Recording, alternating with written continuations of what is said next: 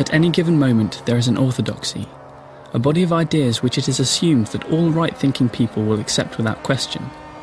It is not exactly forbidden to say this, that or the other, but it is not done to say it, just as in mid-Victorian times it was not done to mention trousers in the presence of a lady.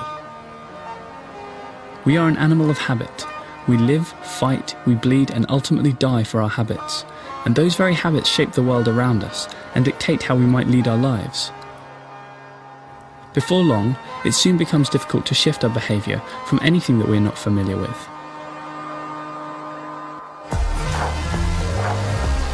This is a film about you, me, and the routine of obedience. It is an attempt to show what it means to be obedient in a time where our habits will ultimately shape a world in which we will no longer wish to live.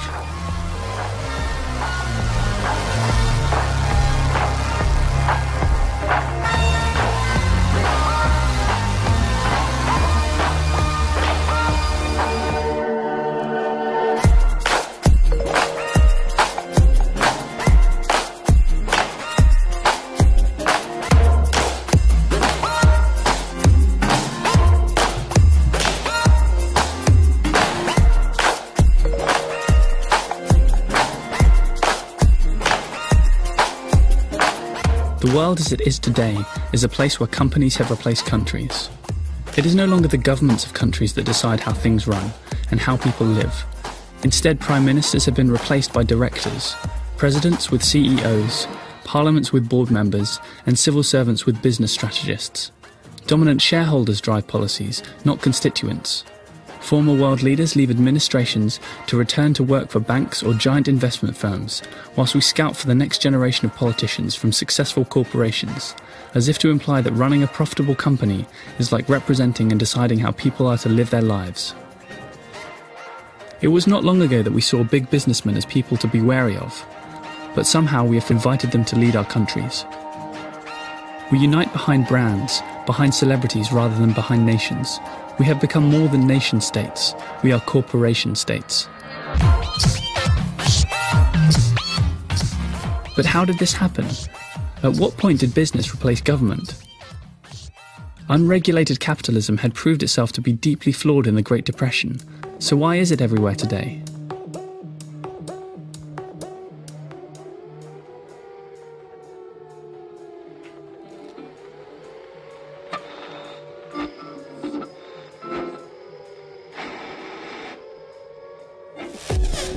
The war effort in the 1940s created a demand for big business to manufacture bombs, tanks, aircraft, and all manner of other war materials.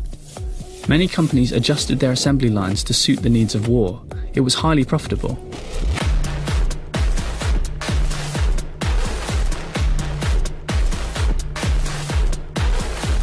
The war also unleashed radical new forms of mass propaganda that made it possible to engineer public opinion.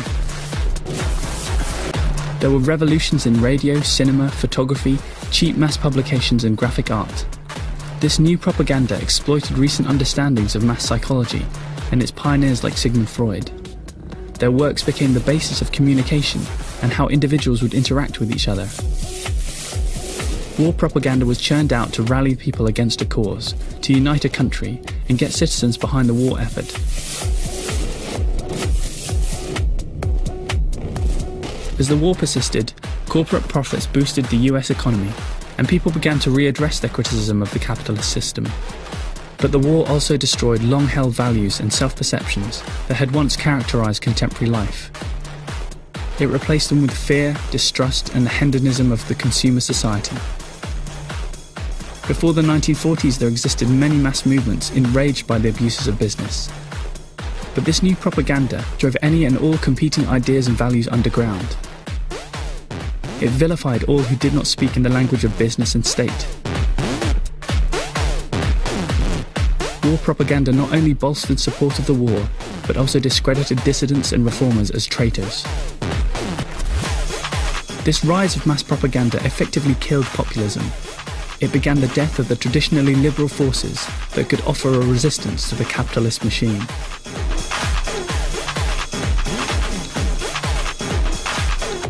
For this mass propaganda to work, the state could not do it alone. They hired corporations to help them talk to the people. the origins of all modern advertisement, all mass communications, has its foundations in war. And as the Second World War drew to a close, big business, anxious to maintain their high wartime profits, eagerly looked on to where the next conflict might emerge.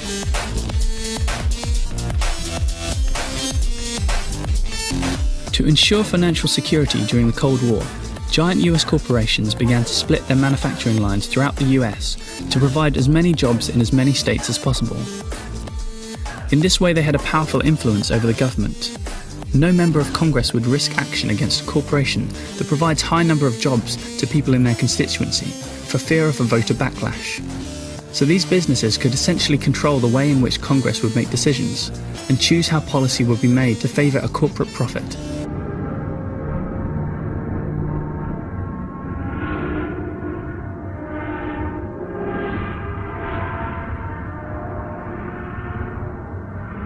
This was a huge advance in the privatisation of the US government, and from here on priorities were increasingly made according to what was good for corporations rather than what was good for the people.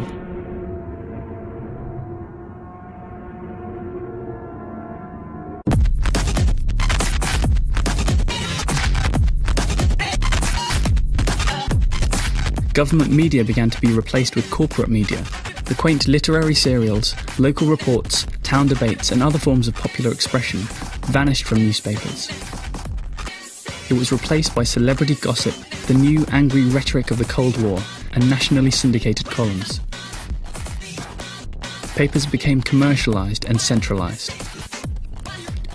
The business of mass propaganda also brought in vast sums of advertising revenue to the media, but corporate and government propaganda narrowed the parameters of acceptable debate. It began the consolidation of the press by huge companies that would end with nearly everything we see, hear and read disseminated from roughly half a dozen corporations.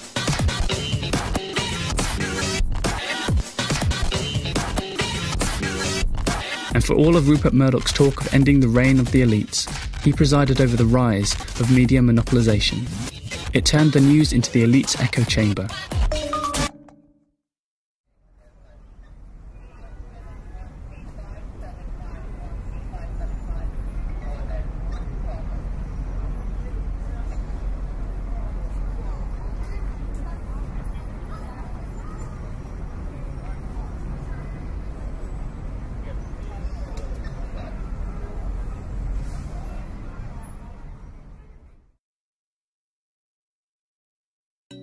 Today, the privatization of government functions is enormous.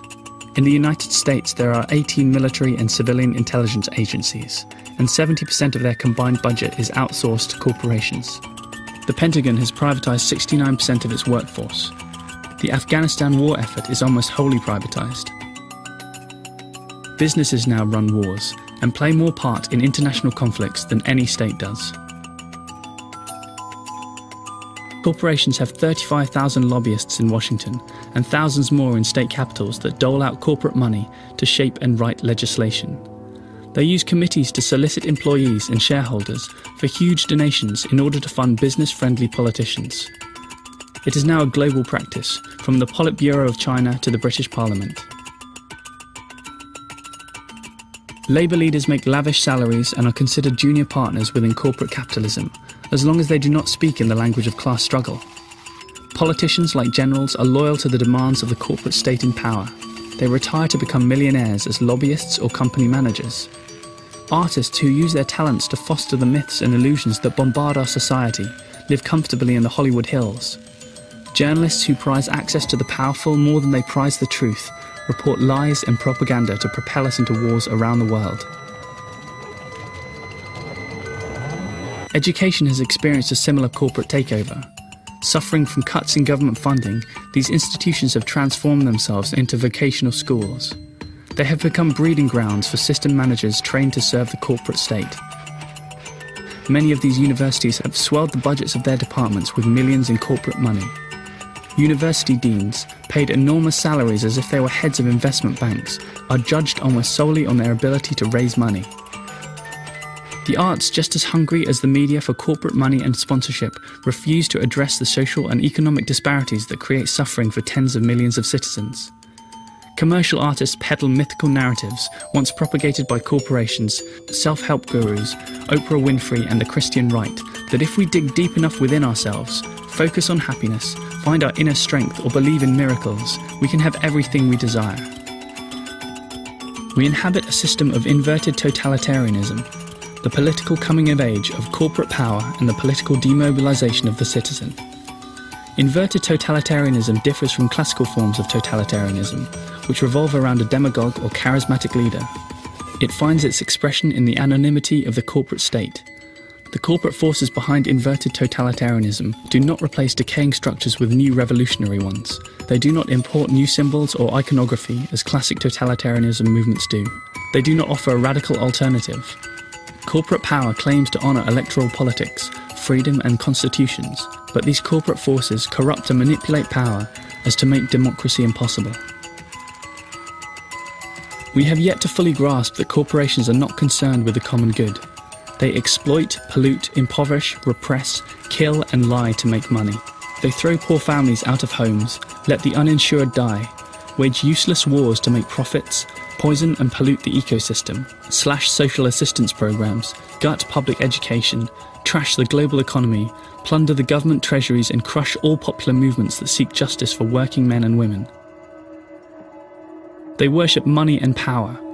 Capitalism is a revolutionary force that consumes greater and greater numbers of human lives until finally it consumes itself, leaving nothing but a dead zone.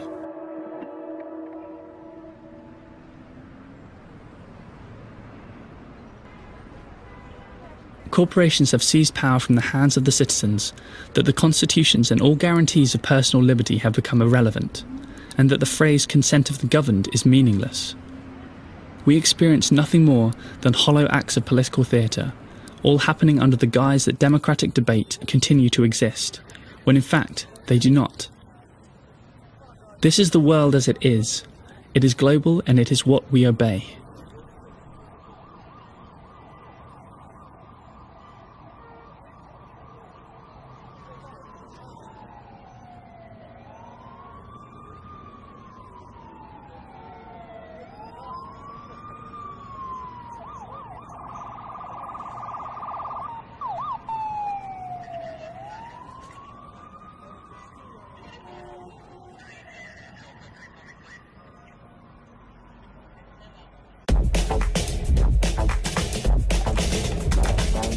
The vague and unspecific promise of a better tomorrow is all that politicians have left to offer.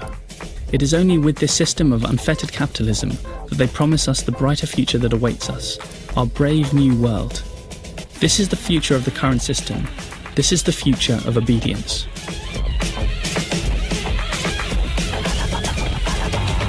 In the coming years, corporate power will continue to pollute and poison the ecosystem and propel us into a world where there will be only masters and serfs. There will be no check to a system of governance designed to enrich a tiny elite and plunder an entire planet. Liberals, socialists, trade unionists, independent journalists and intellectuals, many of whom had once important voices in our society, will be banished and muzzled by corporate control through academia, culture, the media and government. It will create a power vacuum filled by speculators, war profiteers, gangsters and killers.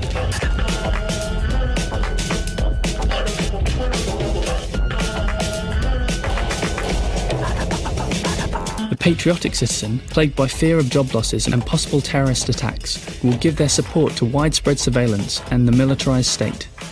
Military and intelligence agencies will be held above government, as if somehow they are not part of the government. The most powerful instruments of state control will effectively have no public oversight. The money that could be used to house and provide food and health to millions will be channeled to the development of increasingly sophisticated weaponry, like drones or AGM-144 Hellfire missiles, which suck the air out of victims' lungs. And yet the civic, patriotic, political language we will use to describe ourselves will remain unchanged. We will find our collective identity in the same national symbols. We will continue to deify our nation's founders, our leaders from history, but the countries we celebrate will become illusions. They will not exist.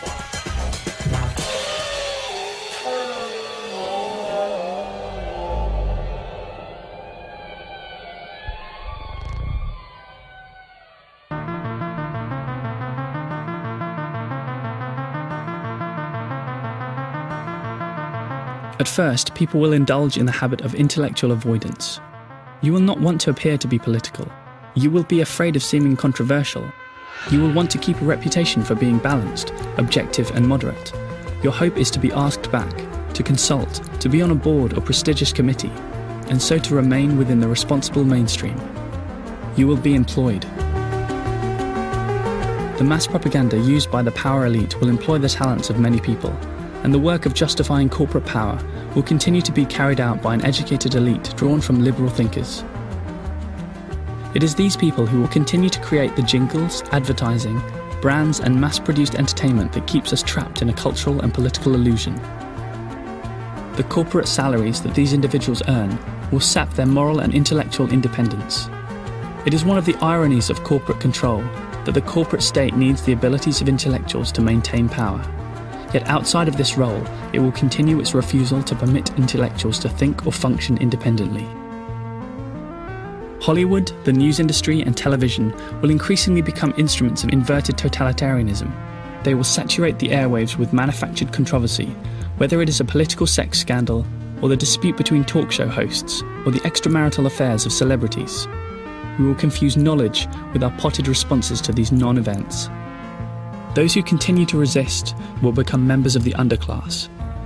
As long as they collaborate with the power elite and merge with the instruments of corporate oppression, there will be a few positions of comfort and privilege. But all those who seek to work as artists, journalists, professors, labour organisers, dissident politicians or clergy will increasingly struggle without adequate health insurance or reliable incomes.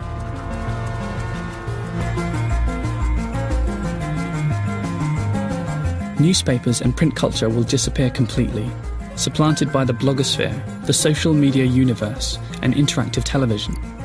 Ironically, we will watch an increasingly number of so-called reality shows, but reality will leave our culture. It will be ceded for a culture of emotionally driven narratives, where facts and opinions are interchangeable. A fantasy reality, where meaning is distorted, when words or sentences arrive in only bite-sized forms and are taken out of context, alongside emotionally charged images. Words and images will dismember reality, and it will leave dissidents speaking in a language that will often be unintelligible to the wider society. As we shift from print to image, the old artifacts grounded in print will become as obtuse and unintelligible as hieroglyphics. News images will offer us an endless whirlwind of emotion, and at the same time create a historical amnesia. We will forget how we got here.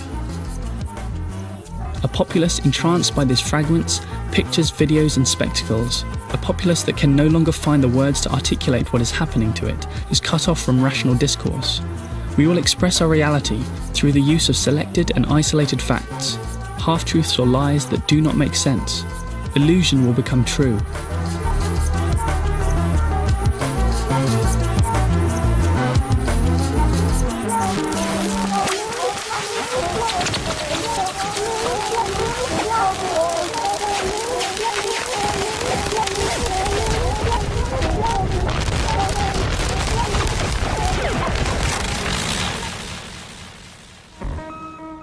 The great promise of the internet to open up dialogue, break down cultural barriers, promote democracy and unleash innovation and creativity is just a utopian dream. It will instead accelerate our division into antagonistic clans, where we are sucked into virtual tribal groups that chant the same slogans and hate the same enemies. Internet trolls will become digital crowd mobs. The web, like cable news outlets, will form anonymous crowds to vent collective rage, intolerance and bigotry.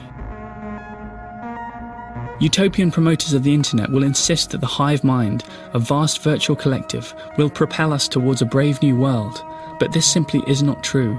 The internet is populated by the crowd and not the hive, and the crowd can turn into a mob all too easily. The internet will starve professional critics and artists. The only journalism and art that will endure will be that which draws advertising. The only income left for most of those who create will be earned through the self-promotion and the orchestration of celebrity. Writers, musicians, artists, journalists and filmmakers must transform themselves into celebrities to earn money or vanish from the public consciousness. Cultural and artistic expression will be replaced by the tawdry, banal and often idiotic distractions that draw huge numbers of views on YouTube. the internet will complete the final assault on the arts and intellectual inquiry. Any work that cannot gain corporate sponsorship or attract advertising revenue will be ignored. And funding a civilization through advertising is like trying to get nutrition by connecting a tube from one's anus to one's mouth.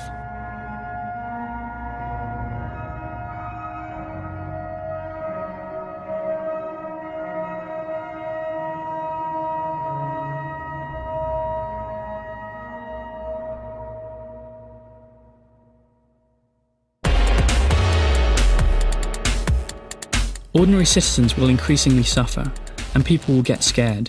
They will want to live their lives, raise their children and be happy, but this will not be possible. Standards of living will go down and unemployment will skyrocket. It will lead to random shootings and suicides. Acts of domestic terrorism will become commonplace, and the state will erode yet more civil liberties to control mass protests. Many will retreat into the dead talk of policy and analysis.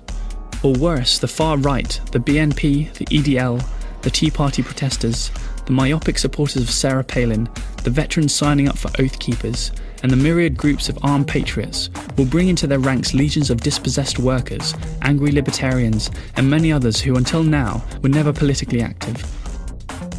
The attraction of the right wing and the war makers will be that they appear to have the courage of their convictions.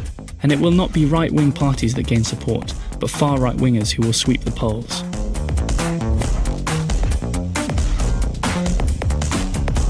Eventually, it will only be a matter of time before an honest, charismatic figure arises, and people's frustration and disillusionment, their justified anger, and the absence of any coherent response will lead them to this person. All he or she need believe is that there is an enemy, someone to blame. These movements will eventually mutate into full-blown fascist movements. We will be told that we have to defend ourselves and the honour of the nation. Military force will be exalted and people will be beaten up. They will begin to advocate violence. The deterioration of political systems will generate resentment. The resentment against the disenchanted secular world will find deliverance in the ecstatic escape of unreason. Societies that do not reincorporate the unemployed and the poor into the economy, giving them jobs and relief from crippling debt, become subject to the hysterical mass quest for ecstatic deliverance in the absurd. The emerging racism and violence that roams about the edges of society will leap into a full-blown inferno. The hatred of radical Islam will transform itself into hatred for Muslims. The hatred for undocumented workers in states such as Arizona will soon become hatred for Mexicans and Central Americans. The hatred by those defined as American patriots, a largely white mass movement, will become a hatred for African Americans. The hatred for liberals will morph into the hatred for all democratic institutions, from universities and government agencies to cultural institutions and the liberal media. They will see themselves and the values they support swept aside. Due to the lack of any articulated alternative, in a time of financial and environmental collapse, the way is cleared for military values of hypermasculinity, blind obedience and violence. This cruelty runs like an electric current through reality television and trash talk programs, where contestants endure pain and humiliation while they betray and manipulate those around them in a ruthless world of competition. These are the values championed by an increasingly militarized society and the manipulation and dishonesty in the financial sector. Friendship, trust, solidarity, honesty, and compassion are banished for the unadulterated world of competition. It is the militarization of the everyday. Economic and ecological collapse will hurt everyone, except of course the corporate elite, who will seek only financial gain amongst the collapse. As a result, human misery will be compounded. Indeed, it will be viewed as a source of profit. Corporations will continue in their attempt to buy and control the world's supply of clean water, and seed prices controlled by corporate seed companies will skyrocket. All essential elements for existence will offer corporations the potential for profit.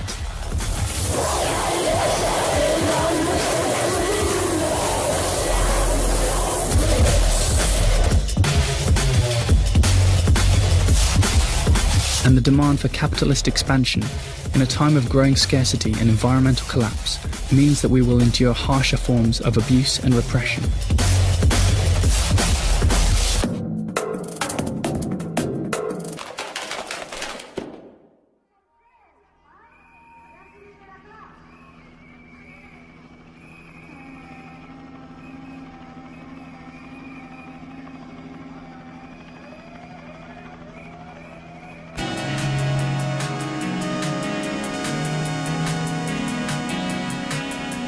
Eventually we will try to bring the system to its knees. But we will realize ourselves as political beings too late. We will understand too late the dynamics of capitalism and human evil. We will realize too slowly that we must challenge every level of management. We will call for sweeping social transformations, and for this we will be destroyed.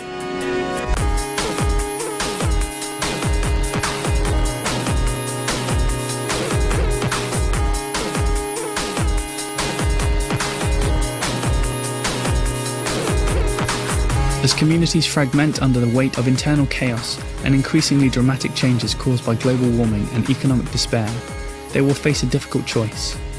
We can openly resist or retreat into a pure survivalist mode, a form of primitive tribalism. But this retreat will leave participants as morally and spiritually bankrupt as the corporate forces arrayed against them.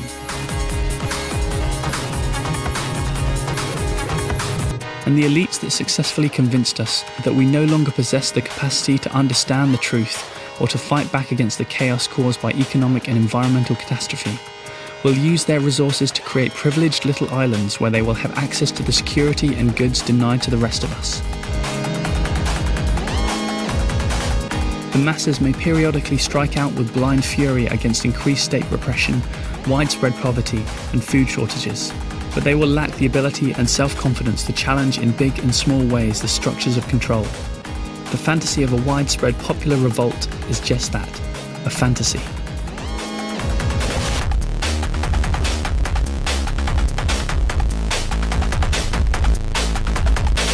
Many will also naively believe that it can be countered with physical resistance and violence.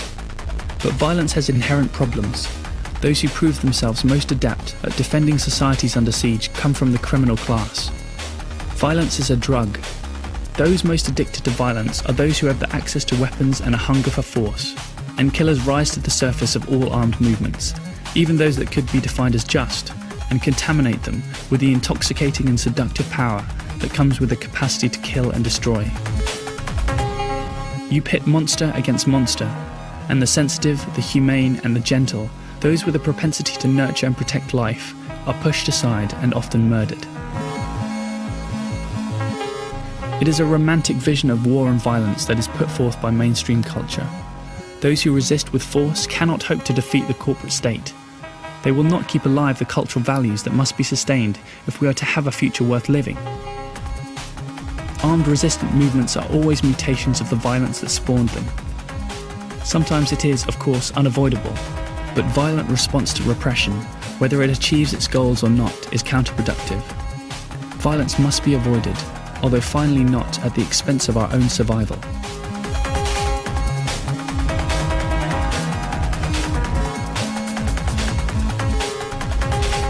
Perhaps we will continue to believe in change and real democracy. Yet democracy, a system to challenge the status quo, has been corrupted to serve the status quo. We will be left with nowhere to turn and instead choose inaction. The idea that we can always make more money, meet new quotas, consume more products and advance our careers, this idea that human and personal progress is somehow inevitable, leads to political passivity. Our passivity is due in part to our inability to confront the awful fact of extinction, either our own inevitable mortality or that of the human species. The emotional cost of confronting death is painful, and we prefer illusion.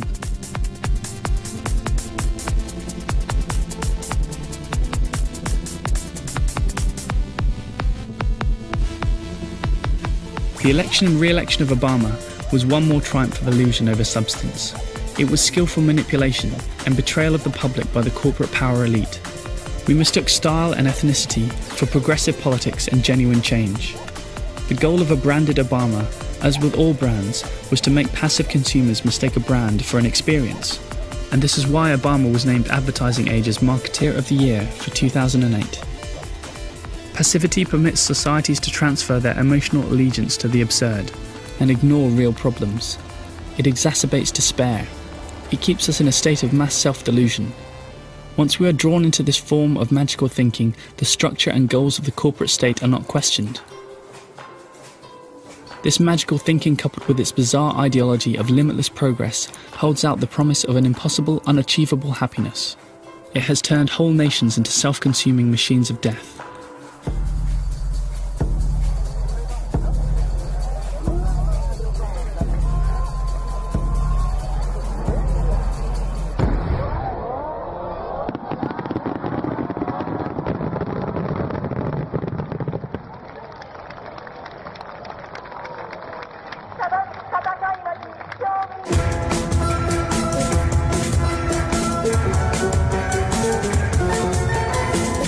Once credit dries up for the average citizen, once massive joblessness creates a permanent and enraged underclass, once the cheap manufactured goods that are the opiates of our commodity culture vanish, we will evolve into a system that closely resembles classical totalitarianism. Cruder and more violent forms of repression will be employed as the softer mechanisms of control favoured by inverted totalitarianism prove useless. The huge bureaucracy that sustained the empire will cease to function as communities collapse into localised enclaves. The great monuments of capitalism, like the abandoned temples of past civilizations, will stand as deserted relics of a lost age as the world alters drastically around them. Some of us will build small, self-contained structures, ones that do as little harm as possible to the environment, and try to weather the collapse. Those who survive will need isolated areas of farmland distant from urban areas. The cities will be like deserts, and violence will spread out across the urban landscape as produce and goods become prohibitively expensive, and state repression becomes harsher and harsher. The giddy, money-drenched choreographed carnival, the petty spectacle of politics will divert our attention from the collapsing world around us.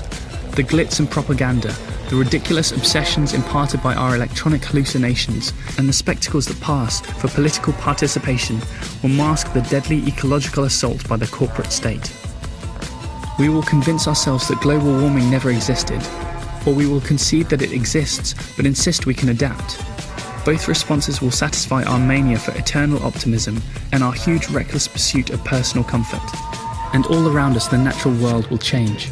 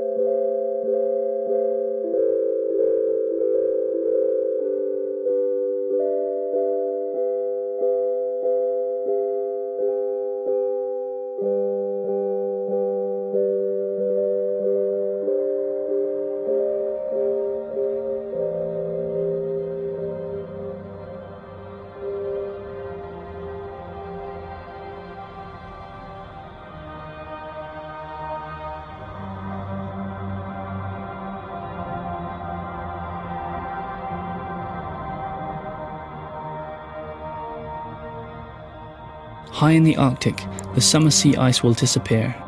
The dark water that remains absorbing more solar radiation than reflective white ice, significantly increasing the rate of global warming. The Siberian permafrost will disappear, sending up plumes of methane gas from the underground. The Greenland ice sheet and the Himalayan Tibetan glaciers will melt.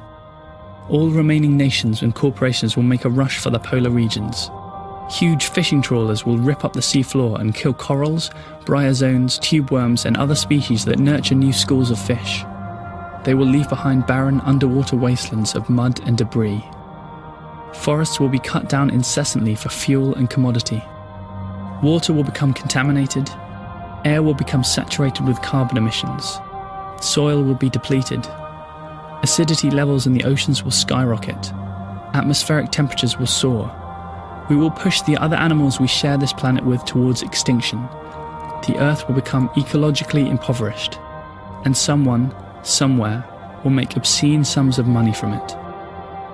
Corporations, indifferent to what is sacred, will see the death of the planet as just another investment opportunity. They will scurry to mine the exposed polar waters for the last vestiges of oil, gas, minerals and fish. And these very corporations will dictate our relationship to the ecosystem on which we depend for life, ruling out all chance of survival.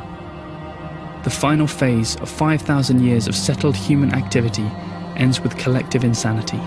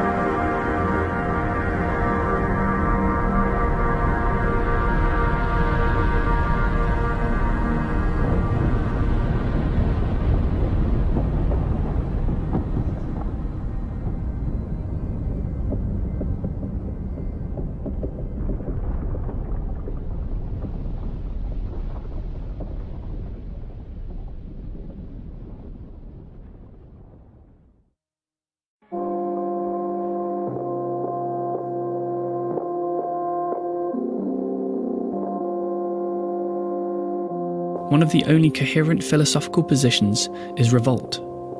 It is a constant confrontation between man and his obscurity. It is not aspiration, for it is devoid of hope. We cannot influence fate.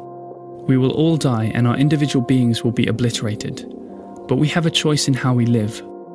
A living man can be enslaved and reduced to the historic condition of an object. But if he dies in refusing to be enslaved, he reaffirms the existence of another kind of human nature. The corporate elite does not argue that the current system is just or good because it cannot, but it has convinced the majority of citizens that there is no alternative. But we are not slaves. We have a choice. We have the moral capacity to refuse to be either a victim or an executioner. We have the moral capacity to say no, to refuse to cooperate. Any boycott or demonstration, any occupation or sit-in, any strike, any act of obstruction or sabotage, any refusal to pay taxes, any fast, any popular movement, and any act of civil disobedience ignites the soul of the rebel and exposes the dead hand of authority. But we can no longer seek to reform a broken system. Let the empire collapse. Sometimes we must die to be reborn, and if it's broken, break it in half.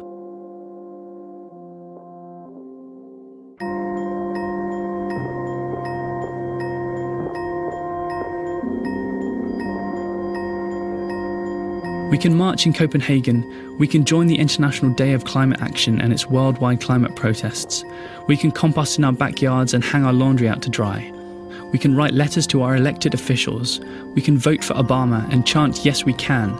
But the corporate power elite is no longer concerned with our aspirations. Real changes for society do not and cannot start at the top where the power elites reside. Those who hold power will not act with the urgency required to protect human life and the ecosystem. Decisions about the fate of the planet and human civilization are in the hands of moral and intellectual ogres. These political and corporate masters are driven by a craven desire to accumulate wealth at the expense of human life. The leaders of these corporations now determine our fate. They are not endowed with human decency or compassion, yet their lobbyists make the laws. Their public relation firms craft the propaganda and trivia pumped out through systems of mass communication. Their money determines elections. Their greed turns workers into global serfs and our planet into a wasteland. As climate change advances, we will face a choice between obeying the rules put in place by these corporations and rebellion. Those who work human beings to death in overcrowded factories in China and turn the Gulf of Mexico into a dead zone are the enemy. They serve systems of death. We cannot appeal to their better nature. They have none.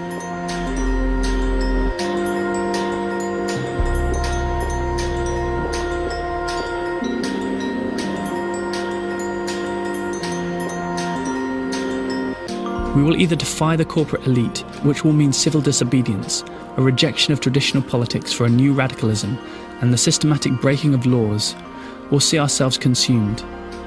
The future, if we obey, will be wrested from us. Acts of resistance are moral acts. They take place because people of conscience understand the moral rather than the practical imperative of rebellion. They should be carried out not because they are effective, but because they are right. Those who begin these acts are always a few, but no act of resistance is useless, whether it is refusing to pay taxes, fighting for a Tobin tax, revoking a corporate charter, holding global internet votes, or using Twitter to catalyse a chain reaction of refusal against the capitalist machine. The internet has been the latest technological instrument of control, but technology is morally neutral. It serves the interests of those who control it, and those who control it today are destroying journalism, culture and art, while they herd the population into clans that fuel isolation, self-delusion, intolerance and hatred. We must trust that resistance is worthwhile. The media, the arts, scholarship and political and social movements must become conduits for unvarnished moral outrage and passion. We must defy systems and even laws that permit corporations to strangle our culture, but they will hate us for it. All who speak in a moral voice, one tied to facts rather than illusions, will become freaks.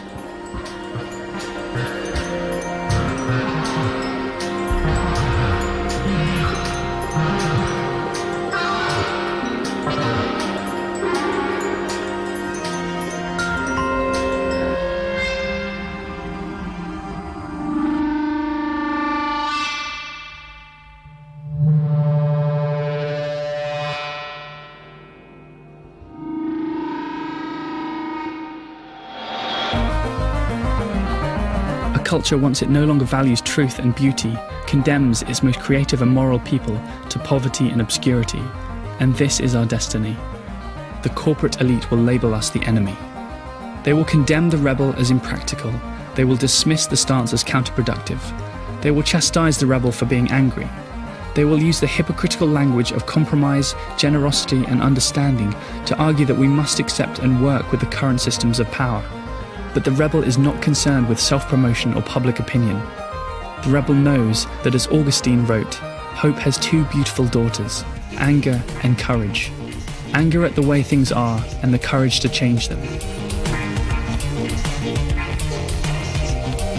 This defiance, this capacity to say no, is what mass culture and mass propaganda seeks to eradicate. As long as we are willing to defy these forces, we have a chance. If not for ourselves, then at least for those who follow. Acts of rebellion permit us to be free and independent human beings. But rebellion is not the same as revolution. Revolution works towards the establishment of a new power structure, and we cannot repeat the mistake of revolution.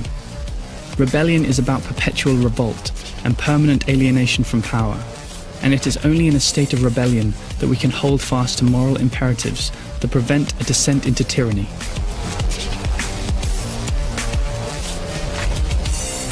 There's a time when the operation of the machine becomes so odious, makes you so sick at heart that you can't take part.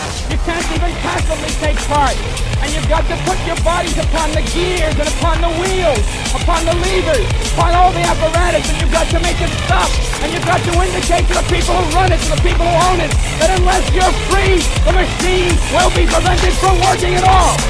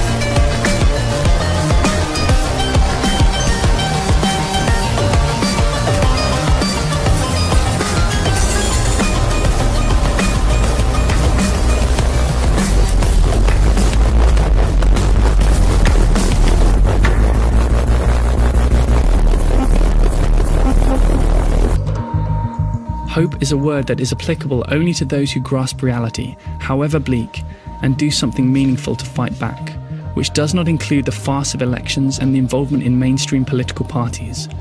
Hope is about fighting against the real forces of destruction, not chanting "yes we can" in rallies orchestrated by marketing experts, or just begging Obama to be Obama. Hope in the hands of realists spreads fear into the black heart of the corporate elite. But hope, real hope, will remain thwarted by a collective self-delusion unless we choose it to be otherwise.